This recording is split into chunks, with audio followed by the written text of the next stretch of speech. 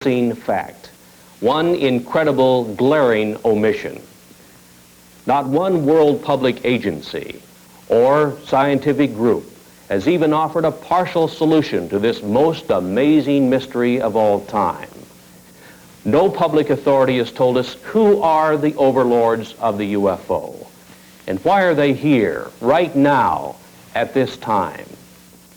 There is no Air Force defending any portion of this planet that can truthfully deny that the following documented incidents did take place and that similar incidents are taking place almost every day somewhere in the world.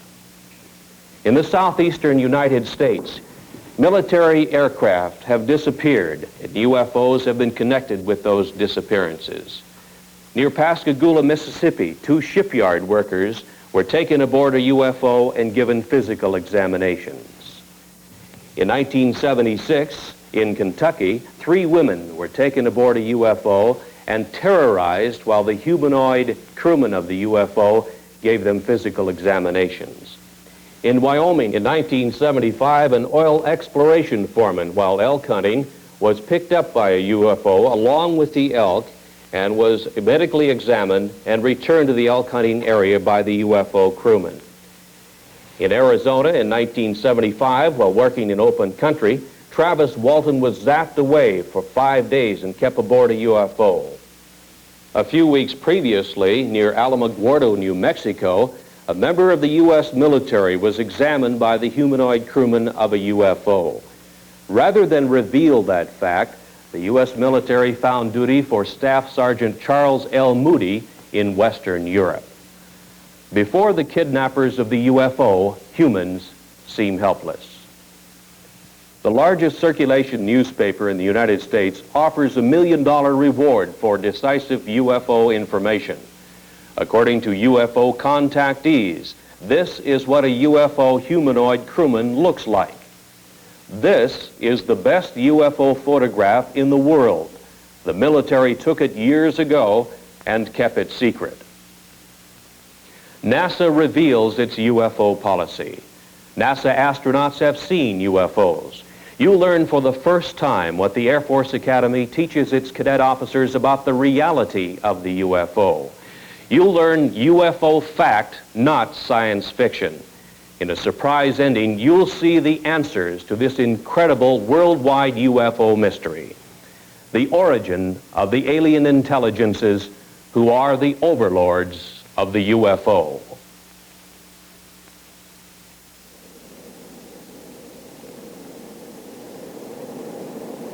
You know, Captain, I keep thinking about a real problem, and it's bugging me.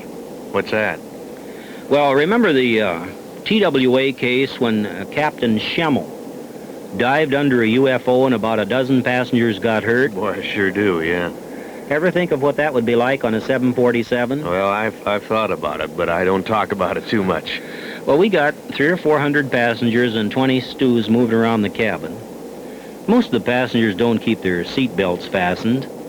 Now, if a big UFO came on a collision course, and with a 747 cruising at over 600 miles an hour, we'd have just a couple of seconds to take an evasive action of some sort, a dive or a zoom. 300 people be smashed around and a lot of them hurt. Some could be even killed. You couldn't tell what would happen in that cabin. Probably panic. Well, panic at the least, but you know, even if you got control and got down okay, the airlines couldn't hide a thing like that. But the FAA doesn't want to hear about UFOs, and they don't tell us, that's for sure. Now, if we talk about UFOs to the news media, we somehow get blacklisted and our jobs are in jeopardy. As an airlines pilot, no matter how many UFOs I see in the air, I'm not telling anybody about it. In the last half of this century, there has been one mind-boggling giant of a mystery, which has overridden the knowledge gathered by mankind through the ages. There seems to be no answer to the reason for the appearances of the unidentified flying objects, the UFOs. Public opinion pollster George Gallup reports that perhaps 15 million U.S. citizens, scientists, and other responsible observers have seen the so-called flying saucers, the UFOs. Who are the overlords of the UFO? What is their origin and their mission?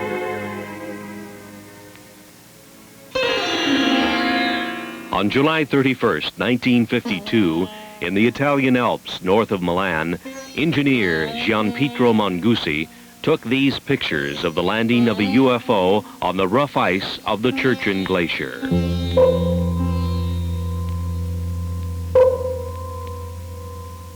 The UFO landing was only 3 minutes in duration. A humanoid in some kind of spacesuit with equipment on his back emerged from the UFO, walked partway around it, and then re-entered, and Mangusi had the pictures to prove it.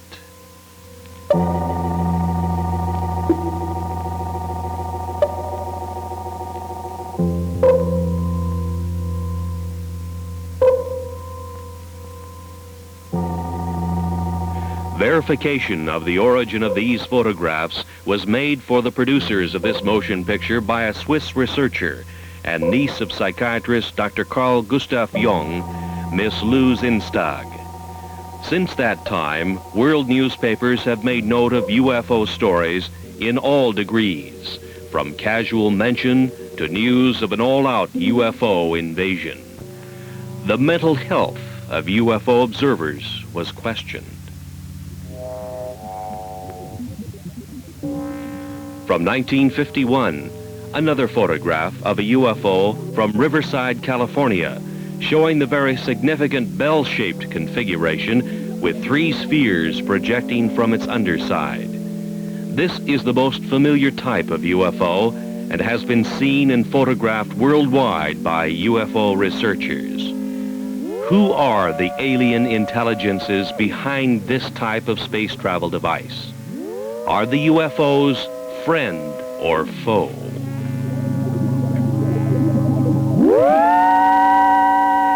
In 1973, another significant UFO picture shows not only the anti-gravity device operational, but also with it is a smaller degravitated sphere under the control of the alien intelligences of the UFO. Who are the overlords of the UFO? This is the old chairman for Universal Furniture. Hunter. In the Mediterranean, on a Sicilian beach, 2 small UFOs in the act of materialization from another dimension are observed by excited local citizens. Materialization, a concept far beyond the understanding of modern science, but used by the alien intelligences of the UFO. A PhD in biochemistry on the faculty of the University of Oregon in Eugene took this picture of a UFO in the act of materialization from another dimension. 3 times during the shutter snap interval, the UFO appeared and disappeared, and here is the evidence. The scientist, fearful of the scorn of his fellows, kept his name secret. He had no desire to investigate one of the most incredible events of the science of the coming 21st century, to which he had been witness and to which he had photographic evidence.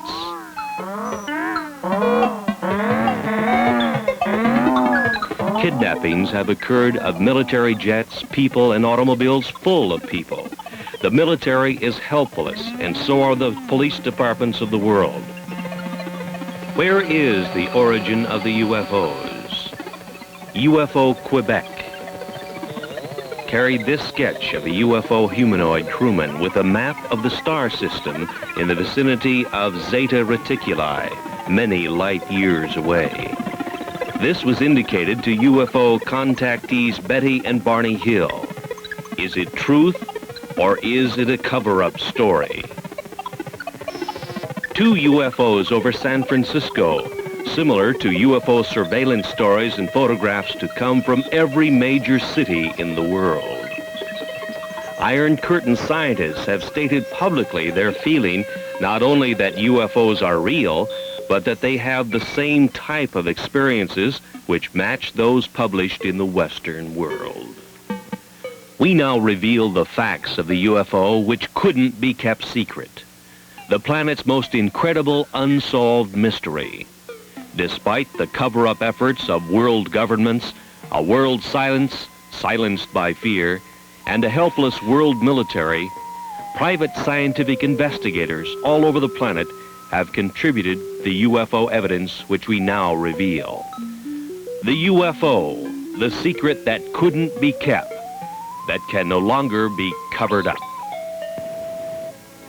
Mount Rainier in the state of Washington was the area where private pilot businessman Ken Arnold, flying back to his Idaho home, first saw 9 disc-like flying objects on the sunny afternoon of 24 June 1947.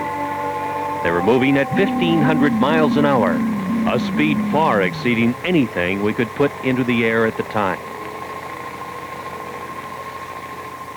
When he landed his airplane at Pendleton, Oregon, he reported the sighting of inverted saucers moving at incredible speeds. The next day on the radio news broadcasts and in the newspapers, the story sensationalized the term flying saucers. The previous summer of 1946, a member of the U.S. military encountered a giant UFO in a near-miss aerial situation, and the Air Force kept the threat to air safety secret. This event happened on the first day of August 1946 to the man second in charge of flight safety for the U.S. Tactical Air Command, Captain Jack E. Puckett. Captain Puckett's UFO encounter occurred about 30 miles from MacDill Air Force Base near Tampa, Florida, where his twin-engine C-47 airplane nearly collided with an airborne object about twice the size of a B-29 bomber, or about 300 feet long. His report further described the UFO as being cigar-shaped or cylindrical, and with what appeared to be glowing portholes. Governmental agencies have not responded to anxious questions from UFO observers. The Federal Aviation Administration has no UFO policy or opinion. The U.S. Air Force says it has aborted its UFO study program. No answer has been publicly given. UFOs still continue to be sighted worldwide.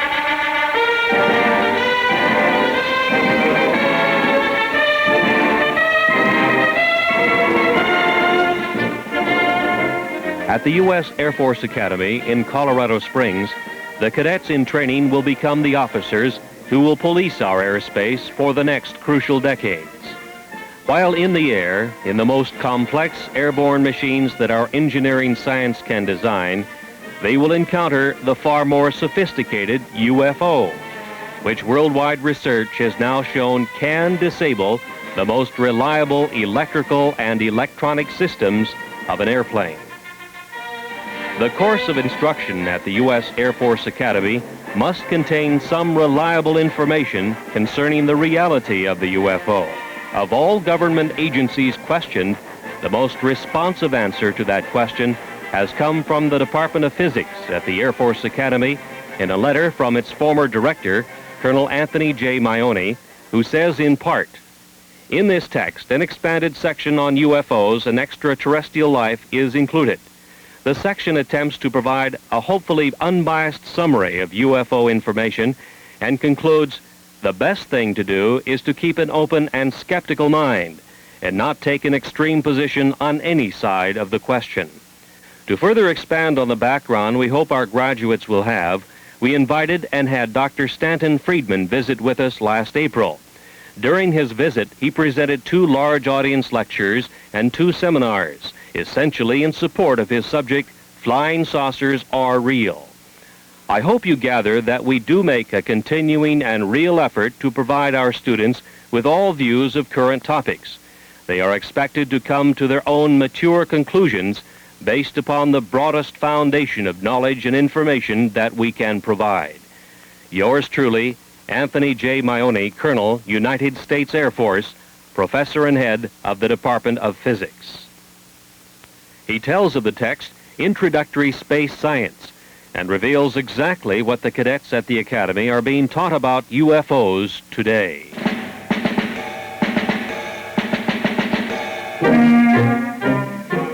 These are the men who will have to make crucial decisions while in the air when they encounter the incredible UFO.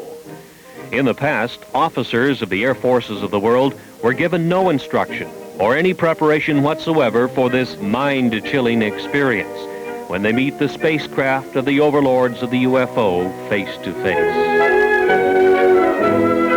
Nor have our astronauts been given proper instruction.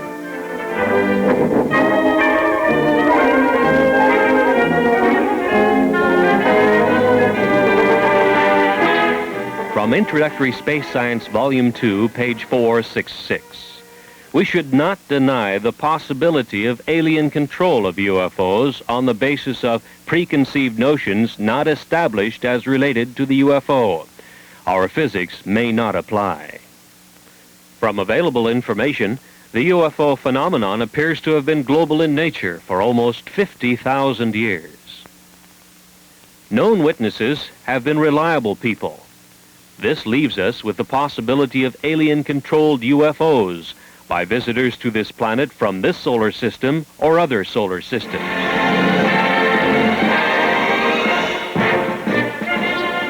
The existence of at least 3 or possibly 4 different groups of aliens, possibly at different stages of development, which implies the existence of intelligent life on the planets in our solar system, or a surprisingly strong interest in Earth by members of other solar systems, the Air Force Academy text admonishes its officers in training to keep an open mind on the baffling subject of unidentified flying objects.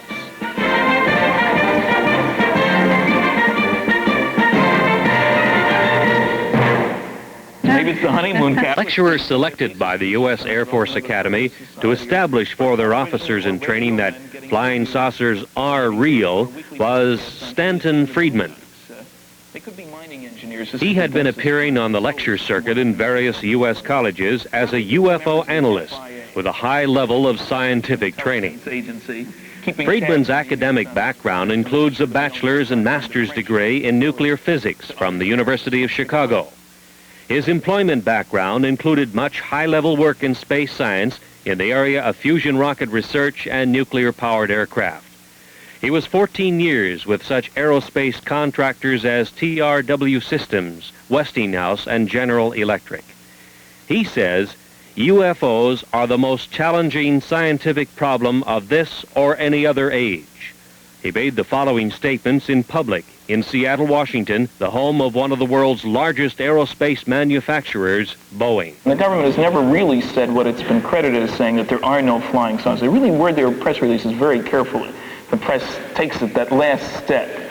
I think every government in the world has 3 major problems along these lines with regard to UFOs. One, they'd like themselves to figure out how it works because it makes a great weapons delivery system. It makes anything worth flying look pretty naive by comparison. 2, you'd want to make sure that the other guy doesn't figure out how to duplicate their behavior, because then you have a defense problem. If he's got something that flies like these things, we got a problem because we can't handle things. And 3, perhaps most important, a kind of philosophical political problem. As soon as it becomes obvious to the people on the planet and widely accepted that flying saucers are real and from off the Earth, there's going to be a push for a view of man as Earthlings, the people on this planet. Instead of I'm an American or Russian or Chinese, I'm an Earthling. There is no government that wants its citizens to owe their primary allegiance to the planet as opposed to the country. Nobody wants to give up their power. And you know, all these jokes about take me to your leader, that's wishful thinking. What's funny about those is that there is no leader to be taken to. There's nobody who speaks for planet Earth. So there are enormous political problems with anybody saying, yes, there's somebody out there and he's coming here and he doesn't want to talk to me as a representative of the planet. How do we choose who speaks for the planet? I don't know.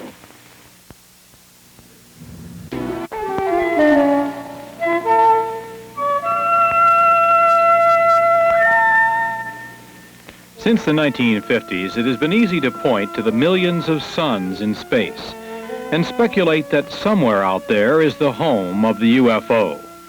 That UFOs are spacecraft from some other Earth, orbiting some other sun, just like ours. from a visible sun in the visible universe? Perhaps so, perhaps not. But the UFOs could also be from an invisible dimension, in the invisible portion of the universe, which our science cannot easily detect. Perhaps one or possibly both of these concepts will one day be the explanation of the origin of the UFO. The Air Force Academy text on space science concedes that 2, 3, or even 4 levels of alien intelligences might be involved.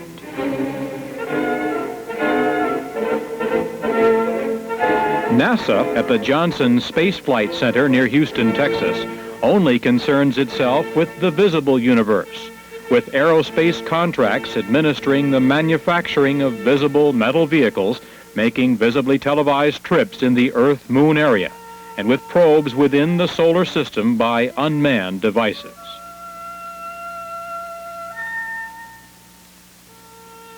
NASA astronauts in their Skylab make a track across the nighttime sky, lit by millions of suns. The activities of the astronauts are minutely planned and carried out, but the framework is that of Earth science as we understand and engineer its applications. There seems little room for productive scientific speculation, perhaps because of the $38 billion NASA space budget, which is highly criticized in many quarters.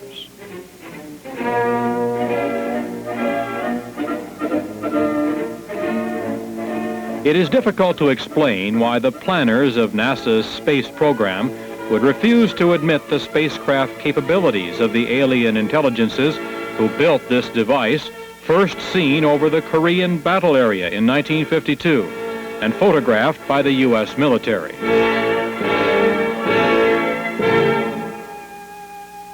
This picture was available to NASA. Obviously, it is not a picture of anything manufactured by humans on this Earth.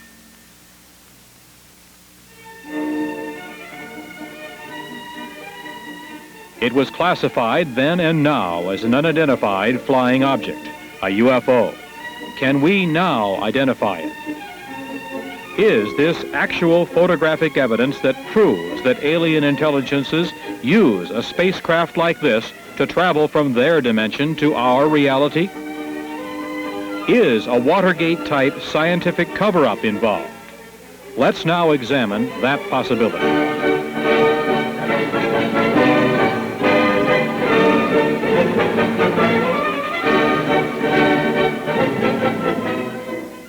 NASA first had warnings of UFOs from the pilots of its own X-15 project. The X-15 is a rocket-powered airplane which is launched high over the desert test area in California. The B-29 bomber is the launch vehicle which takes off, flies to its highest possible altitude, and then launches the little rocket-powered airplane. The test pilot gives it power, and the airplane goes through its maneuvers. Various complex engineering problems are worked out by such testing. And the engineering flight test pilot is one busy man.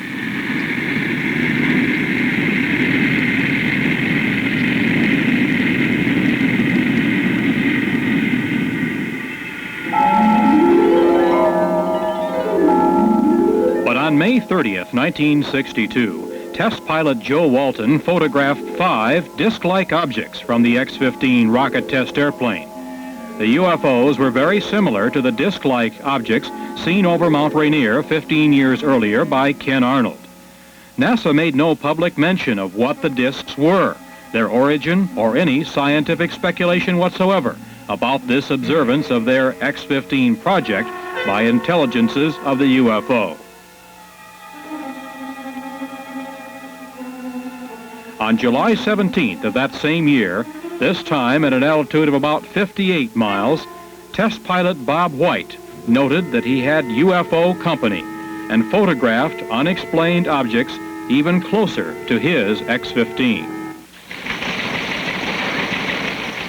Across the nation, news headlines state that 26 astronauts have seen and photographed UFOs. The public is puzzled by NASA's silence on the subject. The producers of this motion picture were answered on 2 occasions by high public affairs administrators of NASA, who stated, "It's not in our charter to investigate the UFO."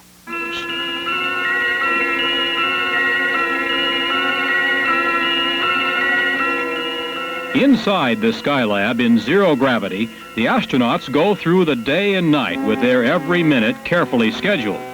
The scientific experiments are in almost every instance planned, not to open new areas of the unknown in cosmic science, but to reinforce the ideas we already hold regarding the reality of the universe. Planners have left no time or leeway in which the UFO can be postulated, thought about, or examined. Certainly, few startling public announcements have been made of any new discoveries during space missions. No new theories have been advanced. Astronaut Jack Lausma in Skylab 3 saw a glowing red object making its way across a field of his vision. He photographed it from his little planetoid in space, the NASA Skylab. It could have been explained as a meteor glowing red in space, except that there is no atmosphere in space whose friction could heat a meteor to a red glow. Was it a UFO observing Skylab? NASA remains silent.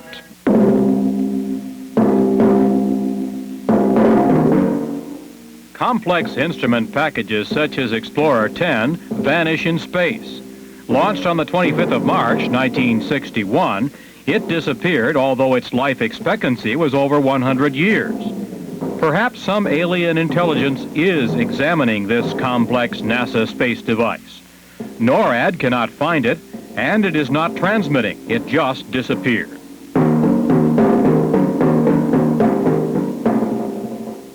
What is the photographic evidence that UFOs are watching our every space move? Why is it so hard for the project managers of NASA to accept the reality of the UFO? Is there a high-level scientific cover-up? And if so, why?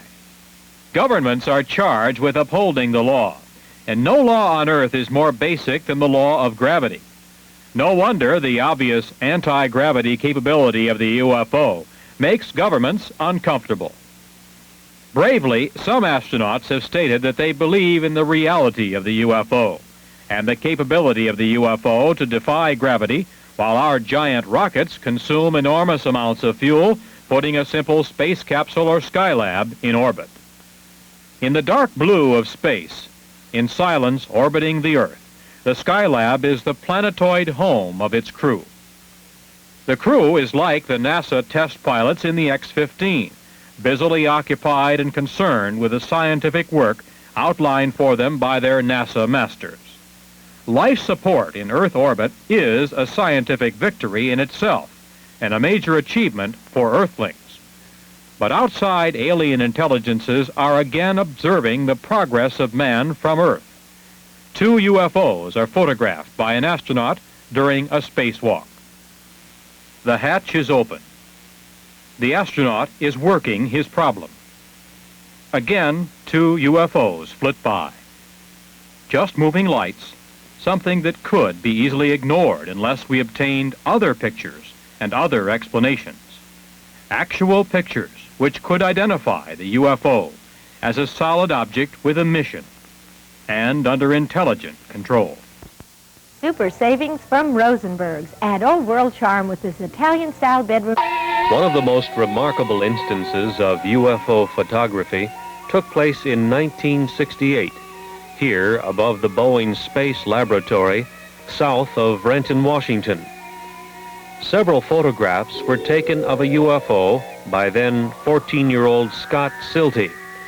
It showed its anti-gravity capabilities as it hovered over the center in 2 locations. His efforts produced probably the only detailed shots of a UFO materializing to show configuration and portholes. His junior high school instructor, Jim Holm, was given the negatives to develop. Holm said he didn't know what to expect, but became a believer when he saw what the young Silty had apparently captured on film. When they came in that morning and they said, hey, we got the pictures we were talking about, naturally, you know, junior high students, you're a little bit reluctant to believe everything they say. But then, you know, as things proceeded, what happened was I developed the pictures, and we know the results now. What is your impression of what that object is? I'm always hesitant, but I would have to say that believing the students and the type of students they were, it almost definitely had to be some type of a flying object. Right out there. Right. And it's a little eerie. The thing that shook me up at first is I was reluctant to believe them. And when I developed the film, I really couldn't see that much, but I was shocked. I have to admit, I was shocked when I put it in the enlarger, and through the enlarger I could see a great deal more of what the object looked like. Like the portholes. Right. That was, I would say, the portholes was the most shocking part, because then it looked different than just a glow in the sky in a certain form. Like you always hear the thing, you know, swamp gas and that sort of thing. But no swamp gas is going to have portholes or a configuration geometric the way that was. One man who has spent the last 25 years researching and keeping track of UFO sightings in the United States is Seattle fireman Robert Gribble. He has spent his spare time gathering all data possible that will help him keep track of when and where they take place.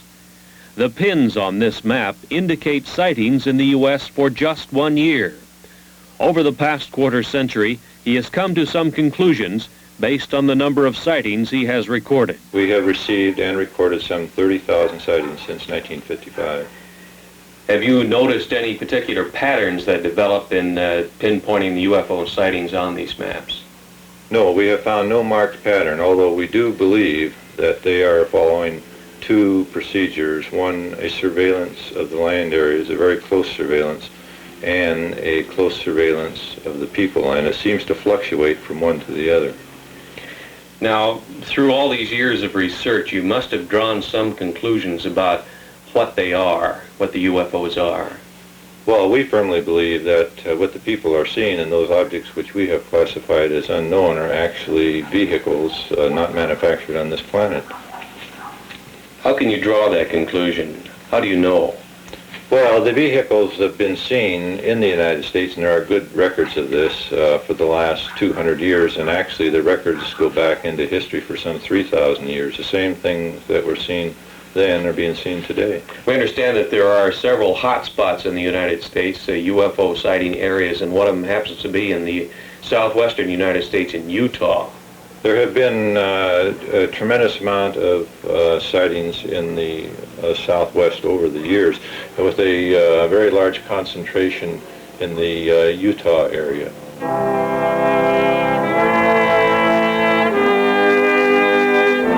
The Canadian UFO Report was one of the initial UFO publications to headline the story of the possibility that much of the early Mormon history tells of a contact with an alien intelligence, the angel Moroni. It opens the possibility that the founder of Mormonism, their prophet Joseph Smith, may have been one of the greatest of UFO contactees. Dr. Frank B. Salisbury, on the faculty of the State University of Utah in Logan, and himself a Mormon, does not doubt that possibility.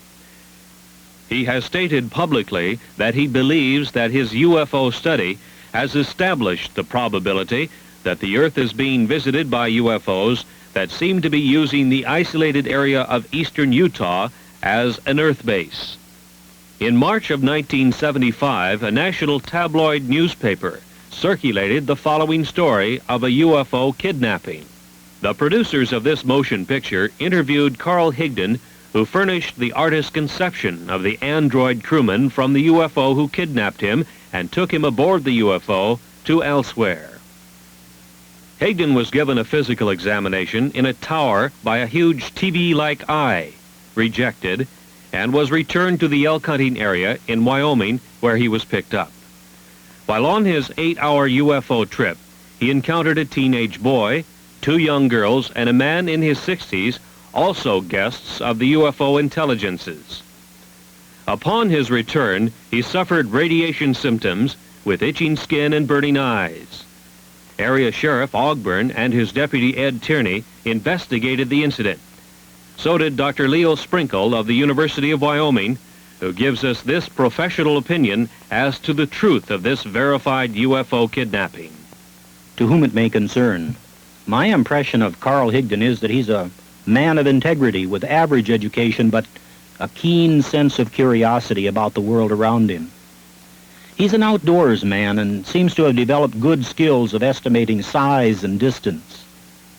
Although the sighting of a single UFO witness often is difficult to evaluate, the indirect evidence supports the tentative conclusion that Carl Higdon is reporting sincerely the events that he experienced. Hopefully, further statements from other persons can be obtained to support the basic statement. Respectfully submitted by R. Leo Sprinkle, Ph.D., the University of Wyoming in Laramie.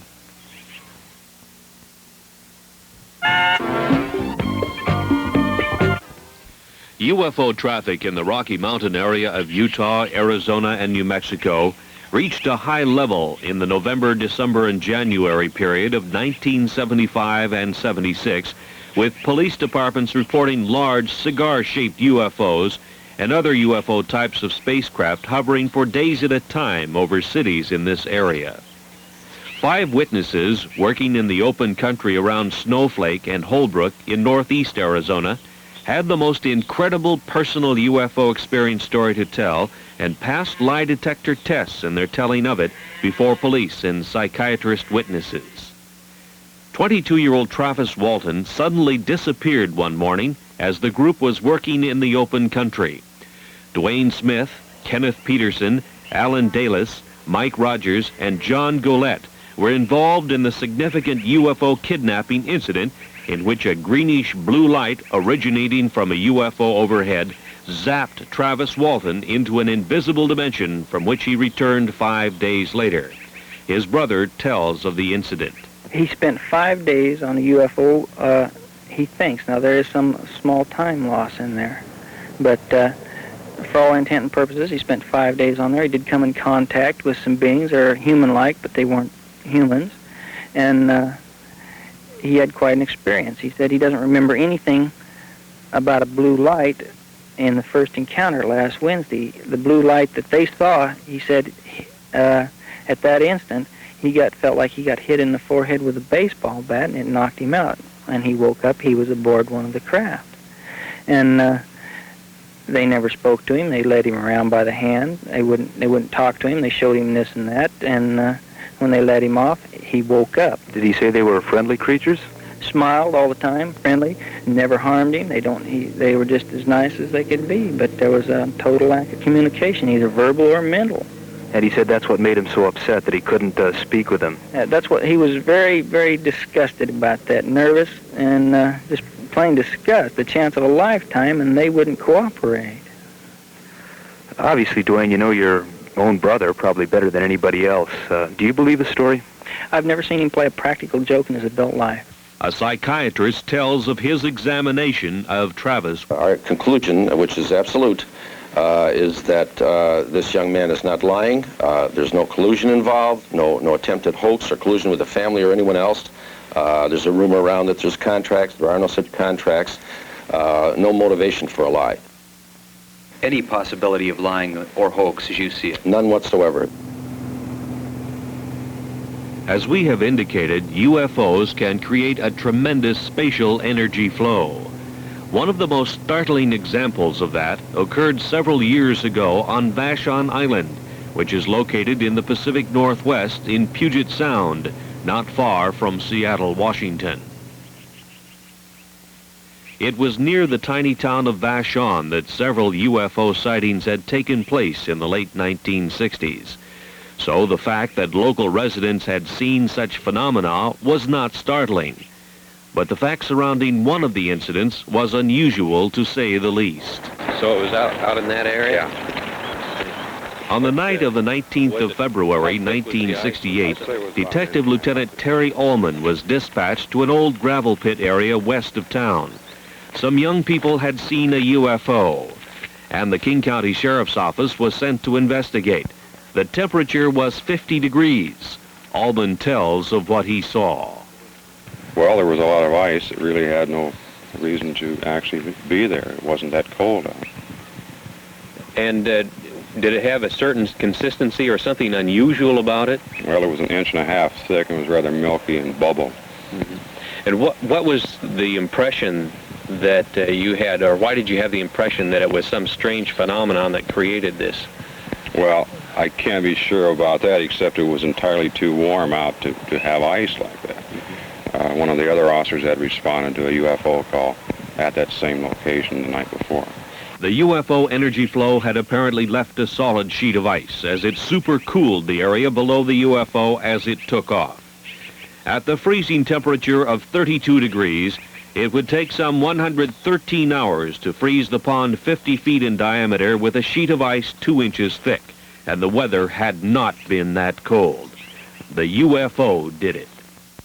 Processing professionals. The demand for them is increasing. The EDPI Computer Training Center offers a highly concentrated data processing course, including hands-on training equivalent to 2.5 years of college instructions. And the instructors at EDPI are data processing professionals, so qualify for the career opportunities and earnings of this very vital and lucrative field. Classes start soon. Call EDPI now at 455-7711, the Computer Training Center. A lot of our customers complain we advertise our specials only in the newspaper. So for our TV audience, we're going to offer these doorbusters. But remember, hurry, some of the quantities are limited. You get these 4-foot artificial plant for $7, 5-piece basket set for $15, a 40 glass set for $10, old-time canister for $6, or this beautiful ladies' home journal for $1.95 each. When the Royal family has a sale, you know it's for real. At Royal Furniture, where the customer is king. Hurry, sisters, they'll be waiting for us. Everybody, let Father try.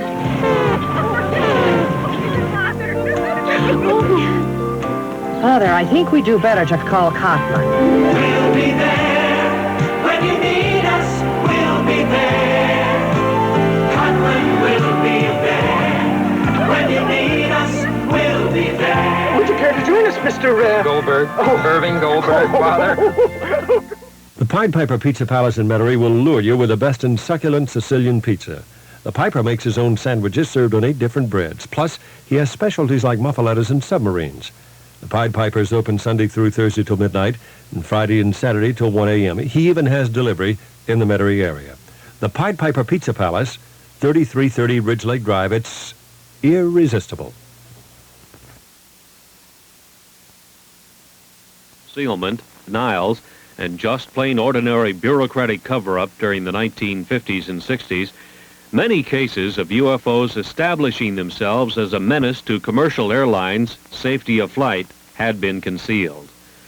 One night, 10 of 85 passengers aboard an American Airlines commercial flight were injured when their pilot, Captain Ed Bachner, took evasive action to avoid a UFO encounter.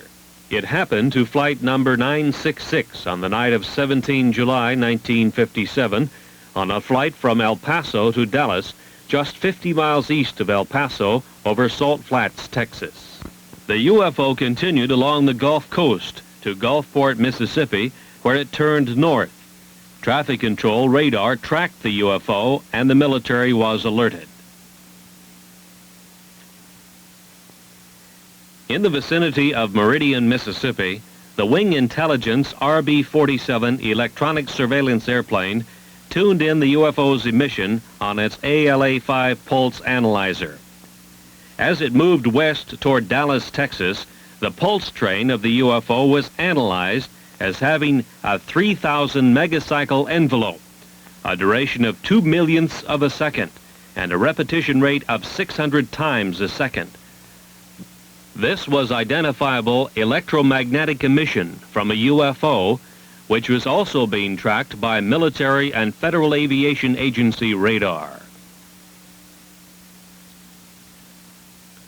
The UFO circled Dallas and Fort Worth, Texas, and headed north to Oklahoma City, and continued its track north, followed by the Wing Intelligence electronic surveillance aircraft.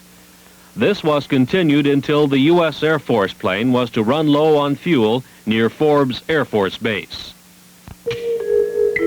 At 1:45 on the morning of April 3rd, 1975, some 20 or more law enforcement officers in 5 North Carolina counties pursued a bright, glowing, unidentified alien spacecraft.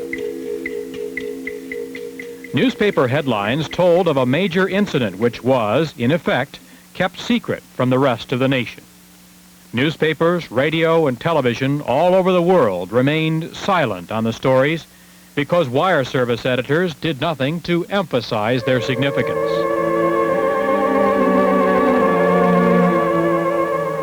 From police descriptions, the artist has been able to draw the lighted, V-shaped UFO which appeared.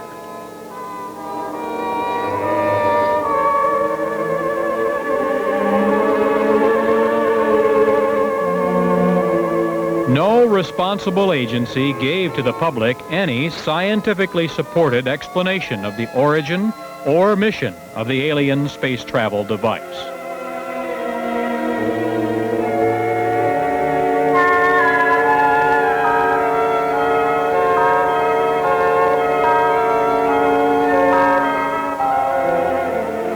The story was much the same 2.5 years earlier in Pascagoula, Mississippi.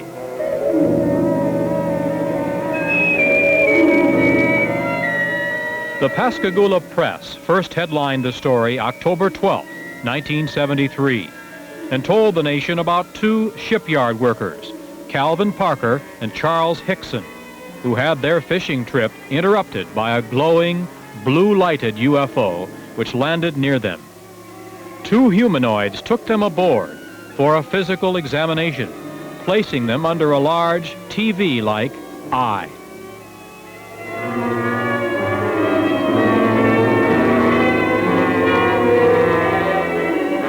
Scientists were quoted as saying that the UFO report was true. NASA was supposed to probe, but didn't. Federal agencies were asked to investigate, but didn't.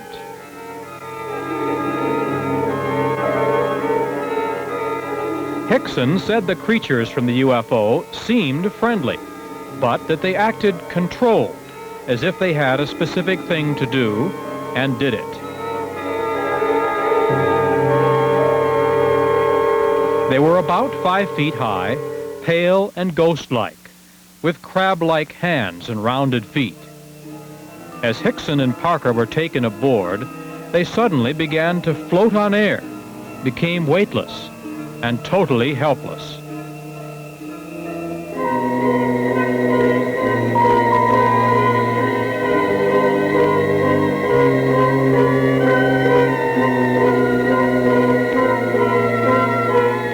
In the Gulf South, from Louisiana to Florida, hundreds of reports to police and sightings by police officers told of UFO activity that same night.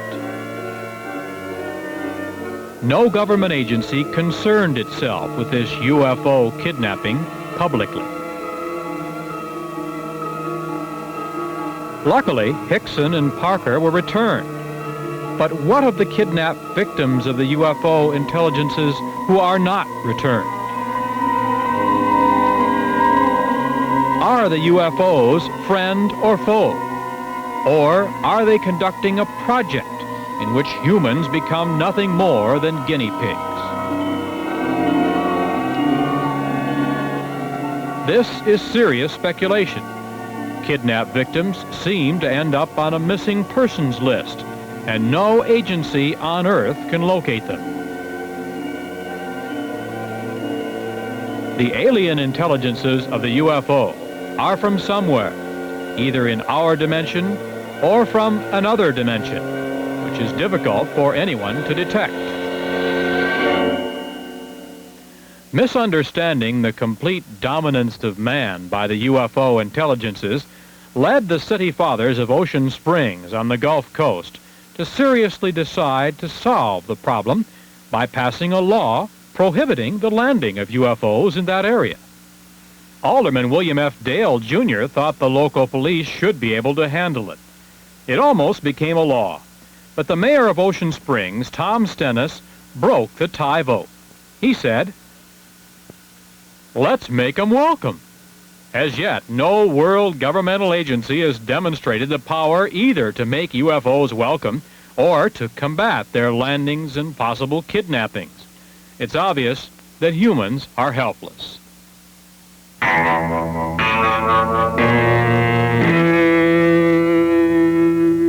Since 1966, the very competent scientific analysts of the British publication The Flying Saucer Review have been assembling all available information about alien intelligences who have made repeated UFO landings in the high Pyrenees Mountains between France and Spain.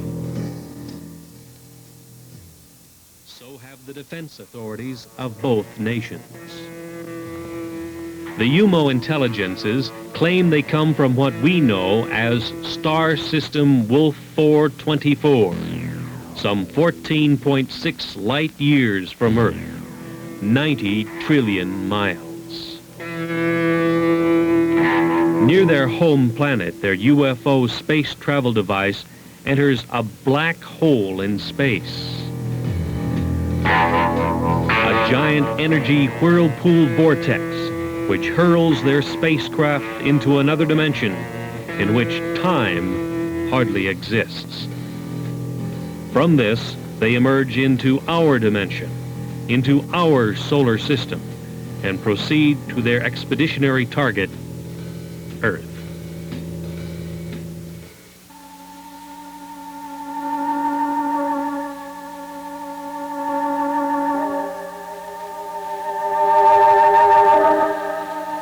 Later, the UMOs were to tell the European investigators that the universe was at least a 10-dimension unity. Perhaps even more, they were not certain. But they knew of and used at least 10 dimensions of reality. Each reality was separate from each of the others. Each of the 10 realities had its own rules of energy manipulation. Even though there were 10 dimensions which were open to space travel, reckless energy misuse in one dimension can disturb the cosmic unity of another dimension and its inhabitants. Telepathy is used to receive knowledge during space travel. The mind, said the UMOs in the quiet areas of space, is especially open to pure cosmic knowledge received by telepathy. Any mentality can receive and benefit from knowledge received by telepathy. The more telepathic ability is exercised, the more valuable it becomes, the UMOs learned, as they learned many of the high scientific secrets of the solar systems they traveled through in their space exploration projects. Target Earth was to be another of their cosmic projects. The UMOs first learned of the planet Earth, with inhabitants of some intelligence, in the Earth year 1950. They landed and left 8 of their males and females in the area which had high mountains between France and Spain. Since that time, they have studied the new planet and the method of mental understanding used by its inhabitants. They found Earth science could not account for cosmic beings like themselves. They have carefully made themselves known to certain people of France and Spain, about 30 in all. They have tried to understand the limitations which exist in the mind of man. They find human knowledge inadequate and much inferior to the cosmic understanding, which permits space voyages between the UMO position in the universe and the Earth. I like this. To the UMO, perhaps different. Jupiter's moon, Ganymede, is some 8,000 miles away and moves in its orbit. Its diameter, 3,000 miles. The UMO intelligences took a heat measurement of the Jupiter hotspot. They compared the measurements to that of the surface of their sun and found it about the same. The other Jupiter moons were identified: Europa, Amalthea, Callisto, as they were named by Earth astronomers.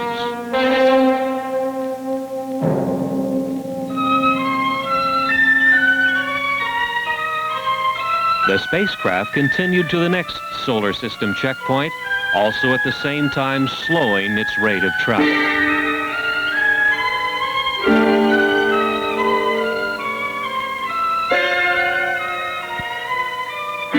Saturn was identified with its strange moon, Titan.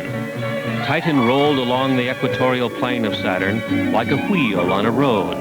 The UMOs identified its atmosphere, methane. In the vicinity of Saturn, they tuned to the history and the totality of knowledge of the solar system, accumulated since the time the sun was born. Knowledge lost, and knowledge still used, and knowledge to be rediscovered. It was from this Saturn knowledge store that the UMO intelligences learned of humankind's achievements and failures. They learned, too, of the state of development of the plant and animal life and all details of Earth and the other planets. They continued their journey past Saturn, its bright rings shining a dark space blue in the Titan sky.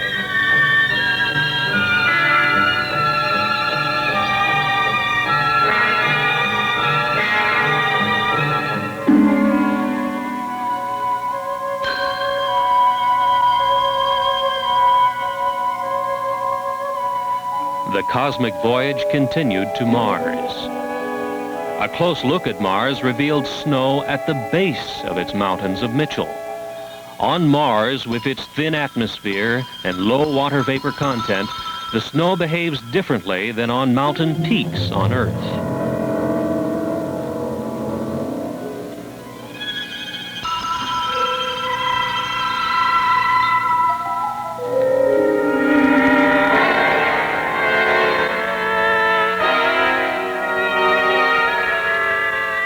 Leaving Mars, they passed scarcely 100 miles from Phobos, one of its two moons. 4,000 miles above the red storm-swept planet, Phobos is a dark clump, only 16 miles in length.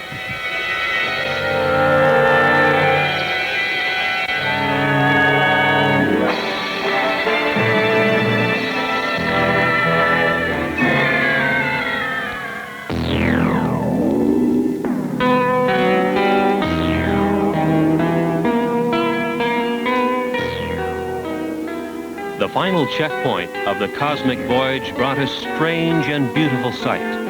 Their project destination, Earth, was eclipsing its own sun, and they passed over the Earth's moon just beneath. They had come nearly 90 trillion miles, 14.6 light years. Elapsed Earth time, just about 7 months.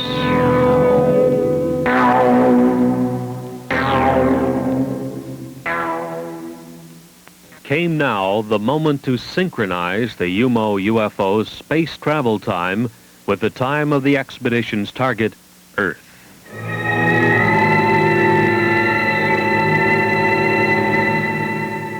By telepathic means, the UMO alien intelligences claim to have notified some 20 selected Earth people of various responsible backgrounds to expect the UMO UFO. These people lived in Spain.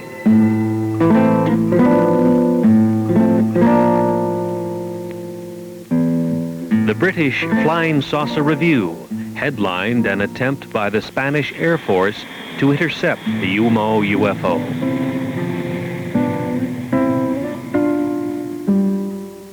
An Andorra radio station employee also noticed the UFO as it neared its destination in the Pyrenees Mountains between France and Spain. The UMO spacecraft, after its cosmic voyage, became visible over the Pyrenees Mountains, and the IH superimposed marking, unlike any alphabetical symbol on Earth, was photographed. The first pictures taken were from the ground near the outskirts of Madrid on February 6th, 1966, and again on the 10th of June, 1967. They are known as the San Jose de Valderas photographs, which were published nationally in Spain after thorough investigation by the national magazine Horizonte. During the years since 1966, Much of the UMO information has been investigated by competent people of England, France, and Spain. And to this date, such evidence as these UFO photographs appears to be factual. Dr. Claude Poer, Director of Scientific Programs in the French Center for Spatial Studies, stated publicly that a 2-year investigation resulted in staggering confirmation of statements made by the non-earthly intelligences. The French Minister of Defense, Jean-Claude Boré, in a nationwide radio broadcast, confirmed that the national police in France had a great number of statements on file from reliable witnesses who had reported over the last few years UFO appearances. He said he believed the reports tell of scientifically interesting events and that the top scientists of France were making a continuing study of reported UFO sightings.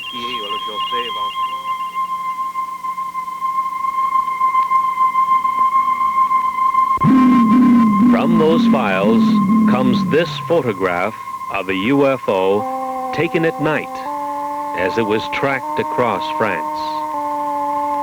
This is known as the Valençol UFO. The device is emitting brilliantly colored radiation and seems solid.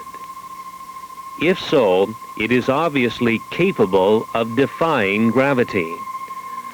The French defense minister says that this type of appearance is being studied seriously by French science. Not so in the United States, where even the anti-gravity capability of the UFO is being ignored by official science.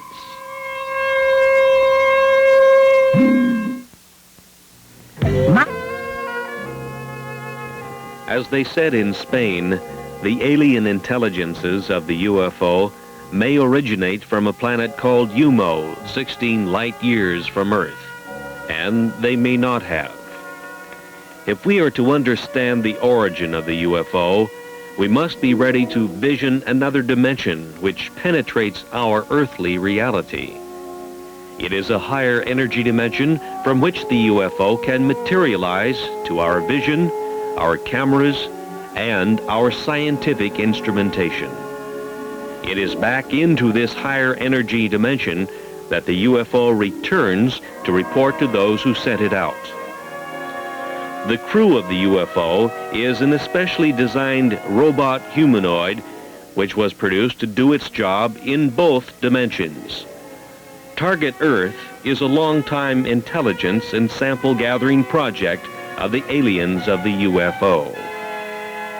The incredible energy manipulation which enables UFOs to move between dimensions seems to occur underwater.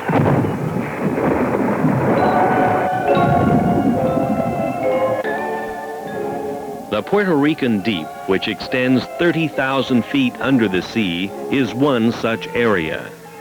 Seawater covers 2/3 of the surface of the Earth, and in that water lives one of the Earth's most intelligent and environmentally adjusted creatures, the dolphin. The dolphin's brain is substantially more complex and in some ways superior to the brain of man. The dolphin's telepathic ability is highly developed, and with it he excels at communication with other dolphins. Today, the Canadian-edited UFO report and other such publications are the only other mediums which have carried stories which have filled the Venezuelan newspapers and tell of UFOs which emerge from under the sea off Puerto Rico and continue to the U.S., South America, and Europe. Undersea disturbances of a major nature have occurred in this area for many years. The National Oceanic and Atmospheric Administration's NOAA satellite had communications blacked out many times as it passed over the area, some 800 miles up in its orbit, reported Dr. Wayne Messigian of Longwood College in Farmville, Virginia. In 1945, the U.S. Navy lost 5 torpedo bombers and a large 4-motored flying boat searching for the lost Navy pilots. Commercial and private airplane pilots have seen their aircraft under this strange influence lose instrumentation and electrical control. Airlines issue denials and pilots are afraid to talk in public because of fear for their jobs. In March of 1973, a series of events near Caracas, Venezuela, a few hundred miles to the south, established what may be a link between the very deep ocean areas of the Caribbean and the UFO. On March 22nd, hundreds of people witnessed a pair of flying objects trailing blue smoke as they approached from out of the sea and then hung motionless near the Caracas airport. Then, with a shrieking sound and a burst of orange flame, separated and vanished, one to the east and one to the west. For the next 9 days, UFOs rose out of the sea, hung in the air, remained motionless, and in various manners cavorted over the metropolitan city of Caracas, Venezuela. The Caracas newspaper, Ultimas Noticias, carried the UFO stories and reached the conclusion that thousands of its readers are now convinced that by evidence of their own eyes, UFOs have an undersea base in the Caribbean. UFO traffic into and out of the sea was seen by hundreds of witnesses. Other water areas have also been the site of UFO traffic. Teleportation occurs in the vicinity of a UFO. In May 1968, a well-known Buenos Aires attorney, Dr. Gerardo Vidal, and his wife and children, in a Peugeot 403, were teleported 4,100 miles by a UFO and put down near Mexico City unharmed. This Ford was teleported hundreds of miles in South Africa because it was near to a UFO which degravitated it and transported it, says the Flying Saucer Review. The aliens of the UFO are energy manipulators of a very advanced nature, far beyond our science. In the search for the method of communication with alien intelligences of space, such as the Overlords of the UFO, some of the most significant work in the world has been done by Dr. L.G. Lawrence, president of the Ecola Institute of San Bernardino, California, a research foundation. Dr. Lawrence is one of the world authorities on the use of biological sensors, such as that of the friendly laboratory philodendron, which senses the pain of Dr. Lawrence. As he purposely burns his thumb on his hot pipe bowl, the biological sensor, the plant, reacts with a squiggle of recognition of Dr. Lawrence's pain on the laboratory instrumentation. This is known as the Baxter effect. Dr. Lawrence developed his 3-ton stellatron for sensing biological messages which might be running free in the universe. He sets it up in remote areas, and it is shielded from all electromagnetic radiation, such as all radio and TV radiation, for instance. It can be influenced only by the etheric or bioplasmic pulses that influence plant and animal life. On October 29, 1971, and again in April 1972, on the Mojave Desert in California, intelligent communication from the direction of Ursa Major was received. One star of that system we know is the North Star.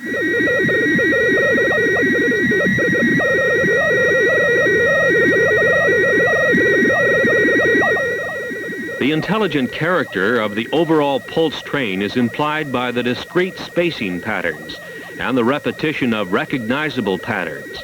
Again, for the first time in public, you now hear the modulated signals, a message as yet undeciphered, which originate in outer space.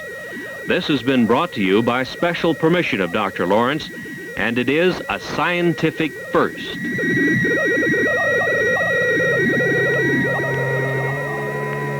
Dr. Lawrence reminds us that radio telescopes, such as this giant multi-million-dollar installation in Puerto Rico, have had no results whatsoever in either sending or receiving messages in space.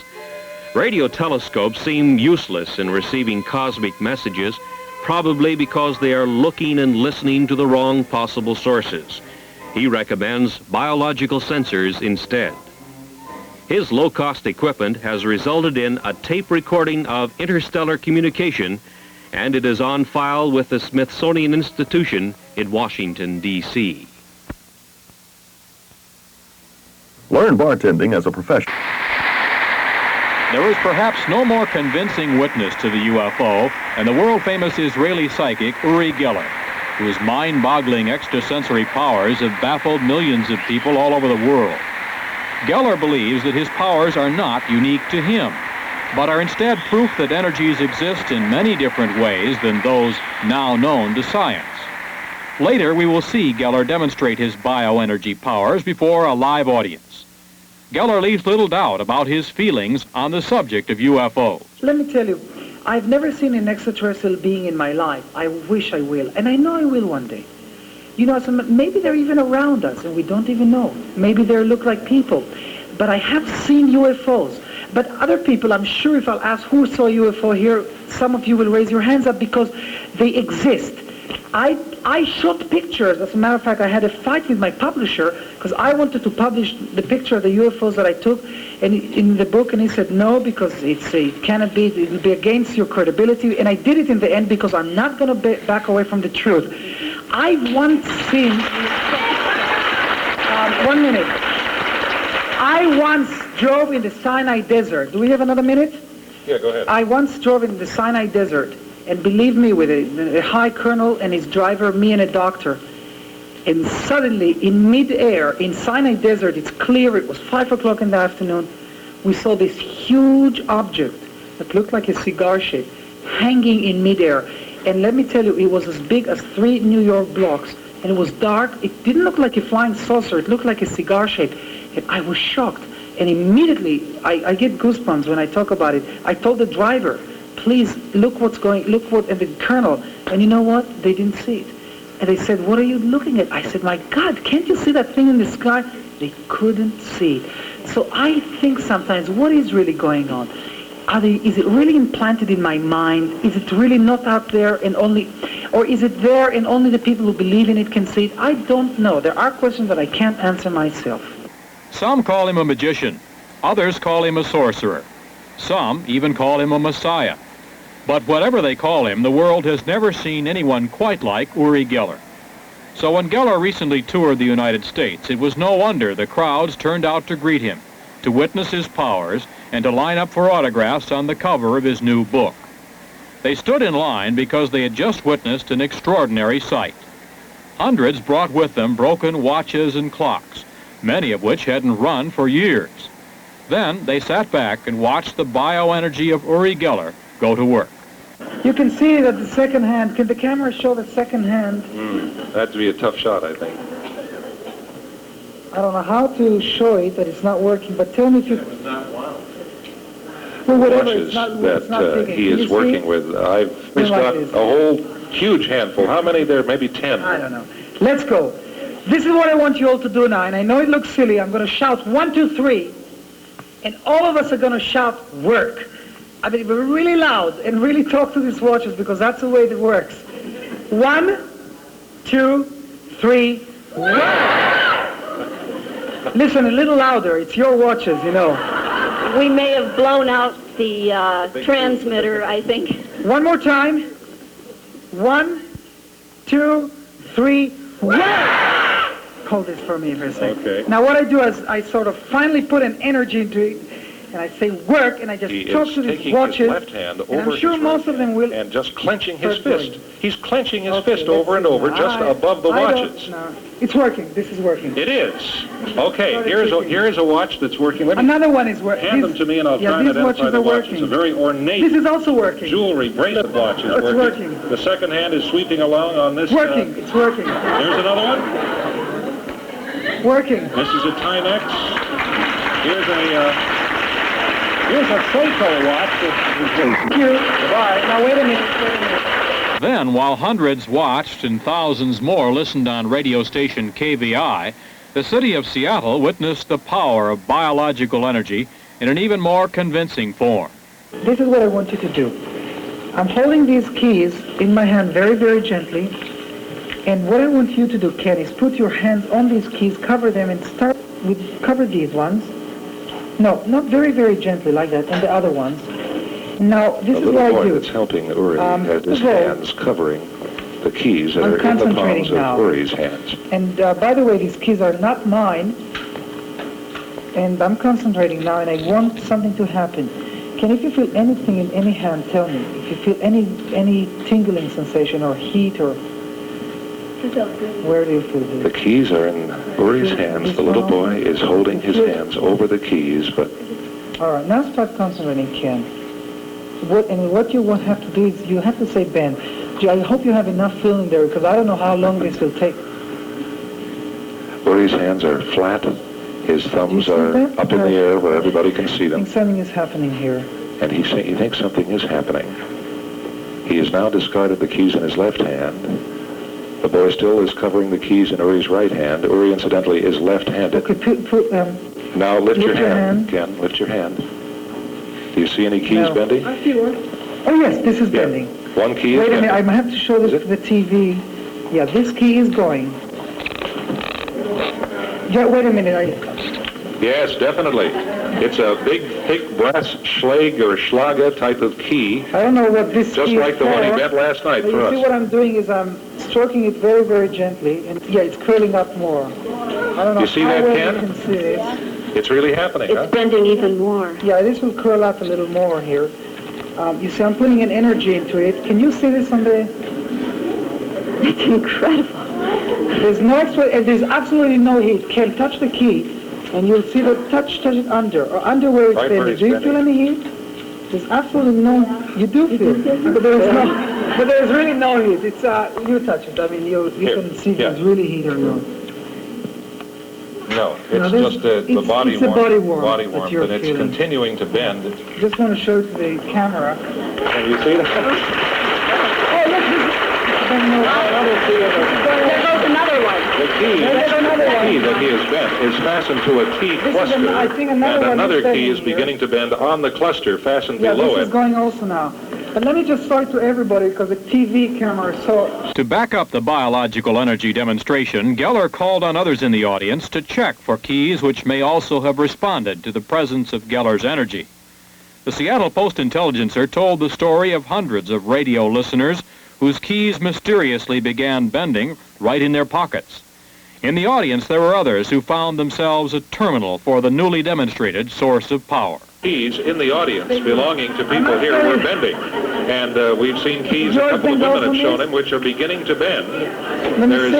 Here's a lady who is gray-haired and she's just handed him a key. That is bent. And it is beginning to bend. Very slightly, but noticeably. It's unreal because you know what's unbelievable here?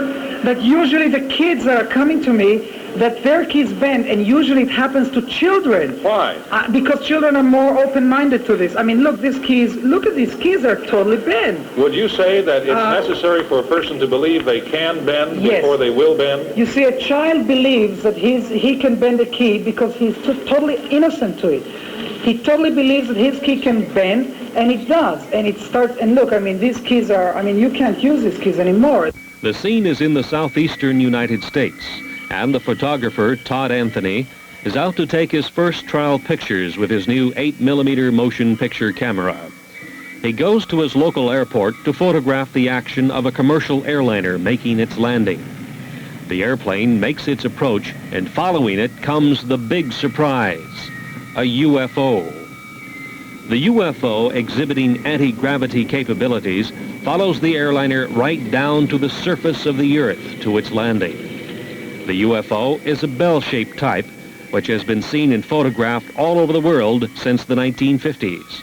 From Australia to Western Europe to South Africa to Mount Palomar in California, where George Adamski made excellent still pictures, all with the same bell-shaped configuration with 3 spheres on the bottom. There are some very significant things about this UFO type. Under the bell-shaped hull are 3 spheres.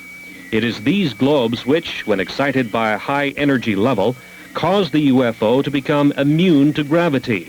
At this point, the UFO begins to take on a glow. At a higher state of excitation, it is ready to move into its home dimension, a dimension which is not light years away, but right here, interpenetrating our reality. A significant amount of scientific research evidence now seems to confirm the amazing fact that UFOs such as this are interdimensional spacecraft. These same types of UFOs have been photographed, invisible to the human eye, by means of ultraviolet filters, and have been found to be trailing our commercial airlines flights at 35,000 feet just as this flight was tailed by a UFO right to its landing. This time, it was visible. We have presented evidence that many times commercial flights near a UFO have lost electrical control and their aircraft instrumentation. Pilots have confirmed this fact. Passengers have been injured as pilots have taken evasive action when surprised by a UFO which to them seemed to be on a collision course. Yet no world scientific agency or government group has seriously studied the problems of UFO encounters, or kidnappings, or losses of aircraft due to the UFO. Is the UFO mystery truly a scientific Watergate, an incredible and dangerous cover-up? Understanding of the UFO may be beyond our science and political system, but it is not beyond the human mind. The alien intelligences of the UFO and the human earthlings are all common inhabitants of the cosmic energy intelligence continuum.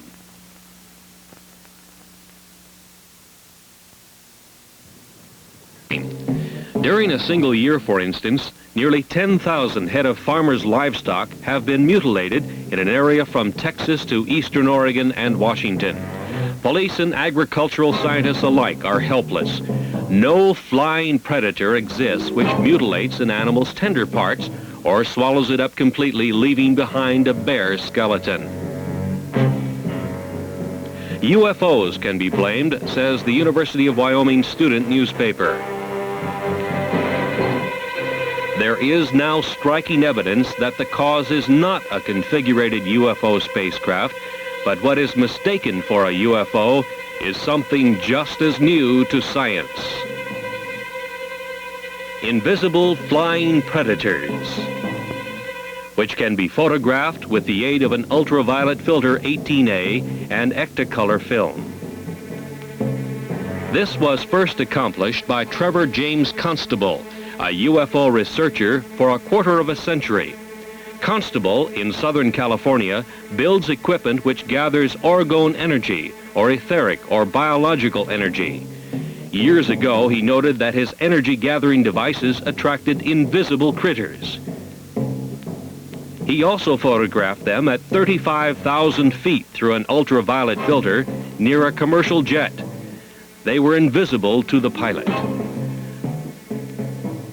This is an artist's drawing by Don Dixon of one of the frames of the research camera's film showing the invisible flying critter. Apparently, the predator sought by farmers and county sheriffs nationwide is the animal killer. The invisible flying predator.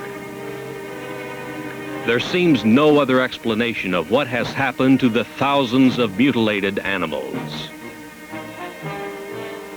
Once again, a new scientific door is opened, and through it we see invisible animals which can fly by degravitating themselves and which seem to live off the biological energy of other land-bound animals.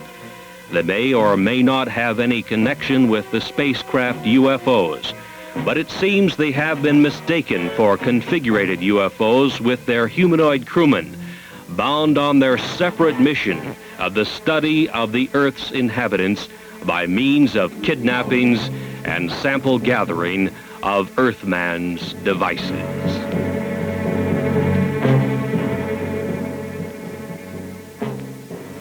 In the U.S., it is at Federal Aviation Administration flight centers that air traffic controllers are trained to handle the routing of aircraft in the nation's air lanes, so as to keep constant eyes on the safety of flight procedures.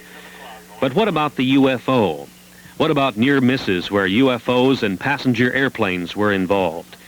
These near misses have occurred, and when the pilot takes evasive action, passengers have been injured.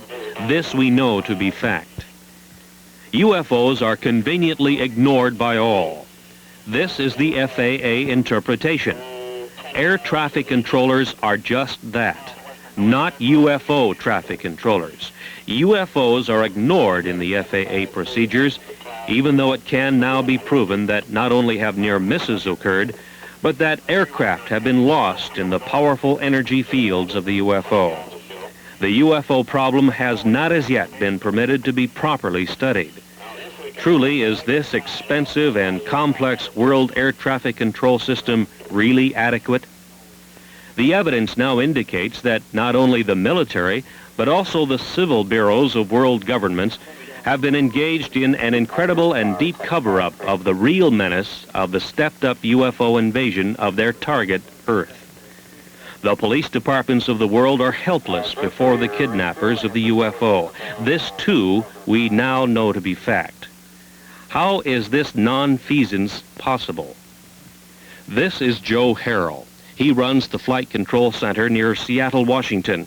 His job is to run it and train air traffic controllers. What we wish to point out now by a question is how extremely expensive governmental bureaucracy is able to ignore an obvious peril to world citizens by simply non-admission of the existence of this mind-boggling problem. To my knowledge, UFOs are not included in any of the training programs. We would, of course, provide instructions to our supervisors on how to handle reports of UFOs, but it is not included in the training of a controller. So I suppose the only way in which it would be included would be I assume you admonish these people to be aware of any unusual circumstance. That's right, and make the pilots aware of what they're aware of, and to this extent it would be included. But as far as specific procedures, no. After $60-odd billion spent for manned spaceflight by NASA, it has been determined that man is truly confined to this Earth.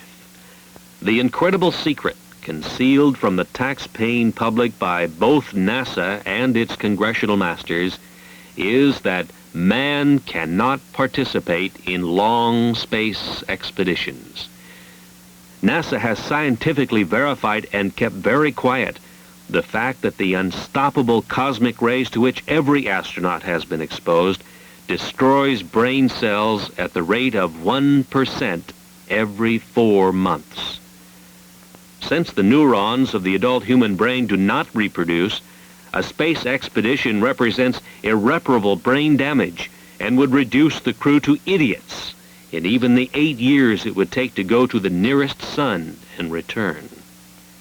NASA claims that the 13% loss of neurons would equal the brain damage sustained by an alcoholic, but NASA does not allow for increased intensity of cosmic ray bombardment as the astronaut moves in space. NASA must now admit that man cannot travel far in space because of significant brain damage which he will undergo.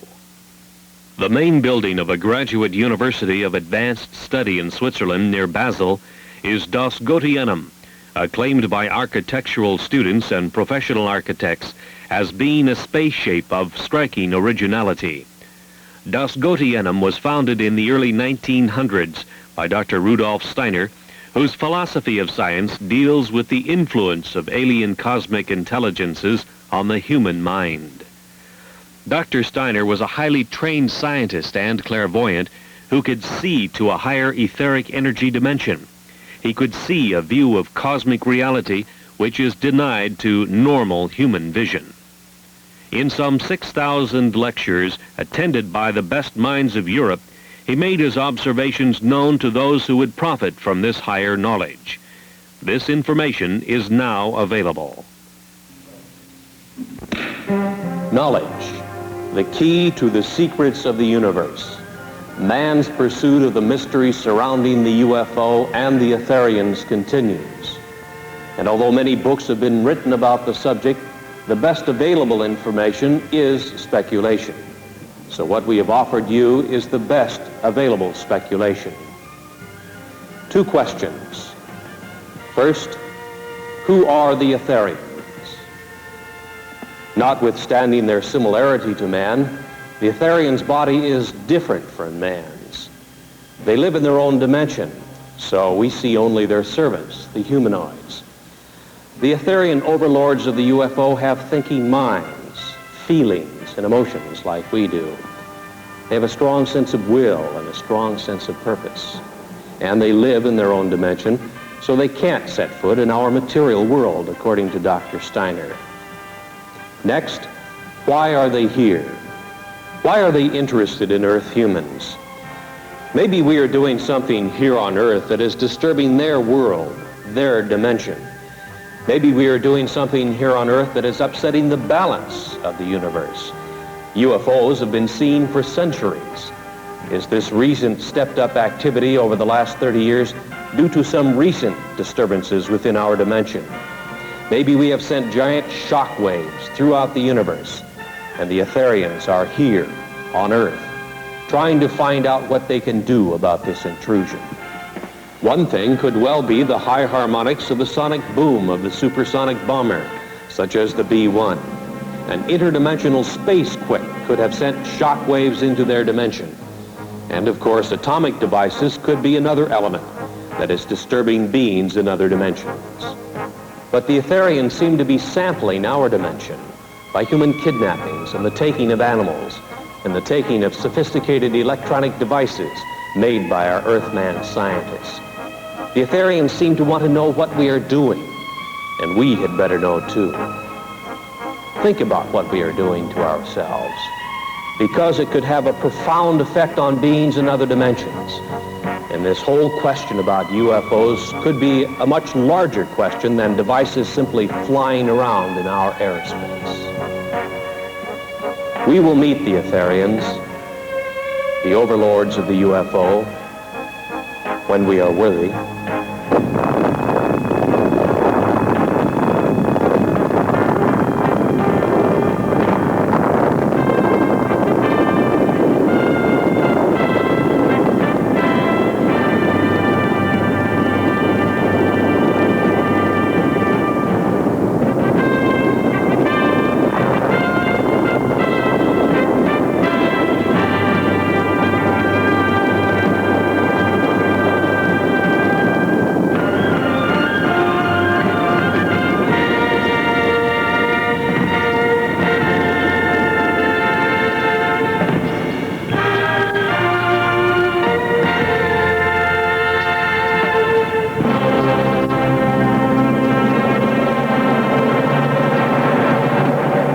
With a carbon copy to the station.